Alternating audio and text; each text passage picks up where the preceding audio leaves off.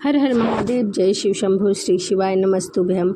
कैसे हैं आप लोग? आशा करती हूँ आप सभी स्वस्थ होंगे, अच्छे होंगे। आइए इसी के साथ वीडियो को शुरू करते हैं और आपके अपने YouTube चैनल प्रेम भक्ति में फिर से एक बार स्वागत है। आज हम सुनेंगे श्रावण मास की कथा अध्याय 9। तो आइए मन में भगवान शिव और माता पार्वती का ध्यान करते हुए आगे की कथा सुनते हैं। जीवंतिका व्रत की कथा। ईश्वरीय बोले, हे सनंत कुमार, इसके बाद मैं शुक्रवार व्रत का आख्यात वर्णन करता हूँ, जिसे सुन मनुष्य संपूर्ण आपदा से मुक्त हो जाता है।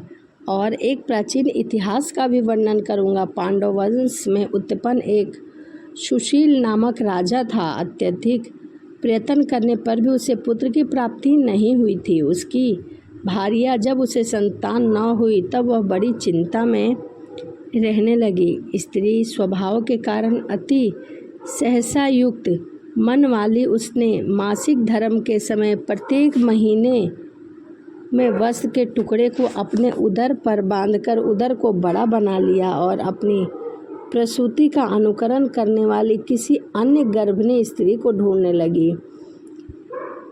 देवयोग से उसके पुरोहित की पत्नी ही गर्भिणी थी। तब कपट करने वाली राजा की पत्नी ने किसी प्रसव कराने वाली को इस कार्य में लगा दिया और उसे एकांत में बहुत सारा धन देकर रानी चली गई। उसके बाद रानी को गर्भिणी जानकर राजा ने उसका पुंसवन और अनवलोभन संस्कार किया। 8वां महीना होने पर सीमोत्तनन संस्कार के समय राजा अत्यंत हर्षित हुए। इसके बाद उस पुरोहित पत्नी का प्रसव काल सुनकर वह रानी भी उसी के समान सभी प्रसव संबंधी चेष्टाएं करने लगी। पुरोहित की पत्नी पहली बार गर्भवती थी।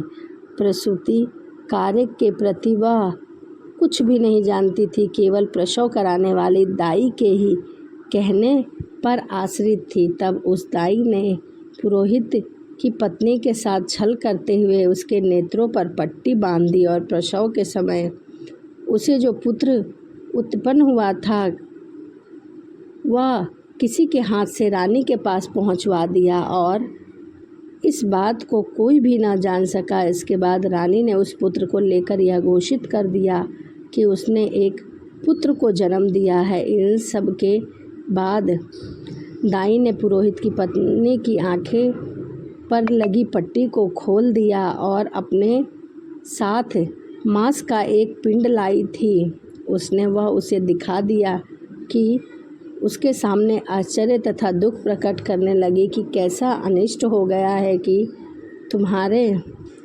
अंदर से एक बच्चा नहीं मांस निकला है, तुम जीवित हो, यही बहुत बड़ी बात है। इस पर पुरोहित पत्नी को अपने प्रसव के स्पर्श चिंतन से बहुत संदेह हुआ।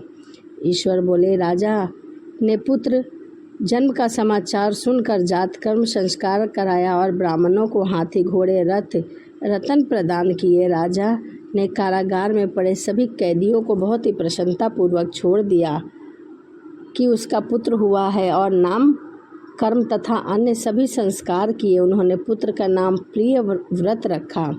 हे सनंद कुमार, श्रावण मास आने पर पुरोहित की पत्नी ने शुक्रवार के दिन भक्तिपूर्वक देवी जीवंतिका का पूजन किया। दीवार पर अनेक बालकों सहित देवी ने जीवंतिका की मूर्ति बनाकर पुष्प और माला से उनकी पूजा की। गोधूल की पीठी के बनाए गए 5 दीपक उसके सम्मुख जलाए और स्वयं भी गोधूल का चूर्ण भक्षण किया। उनकी मूर्ति पर चावल फेंका और कहा, हे जीवंतिका, मैं करुणा मई जहाँ भी मेरा पुत्र विद्यमान हो आप उसकी रक्षा करना। यह प्रार्थना करके उसने कथा सुनी और जीवंतिका को नमस्कार किया। बालक दीर्घायु हो गया और देवी माता की श्रद्धा से भक्ति के कारण दिन रात बालक की रक्षा करने लगी। इस प्रकार कुछ समय बीतने के बाद राजा की मृत्यु हो गई। पितृ भक्त उनके पुत्र ने उनकी क्रिया संपन्न की। इसके बाद मंत्री और पुरोहित प्रिय व्रत को राज्य पर विरक्त कर दिया और कुछ वर्ष तक राजा का पालन करने लगे और राजा राज्य भोग कर पितरों के ऋणी को मुक्त करने की तैयारी करने लगे। राज्य का भार वृद्ध मंत्री पर भक्तिपूर्वक सौंपकर स्वयं के राजा होने का भाव त्याग कर उन्होंने कर्पटिक का वेश धारण कर लिया और मार्ग में निकल गए। गृहस्थ के धर्म में उन्होंने निवास किया। उस समय गृहस्थ की पत्नी को प्रसव हुआ। इससे पहले षष्ठी देवी ने उसके 5 पुत्रों को उत्पन्न होने के 5वें ही दिन मार दिया था। यह राजा उस समय 5वें दिन ही वहाँ गया हुआ था। राजा ने देखा कि बच्चे को ले जाने के लिए पष्ठी देवी आई। जीवंतिका देवी ने उस पष्ठी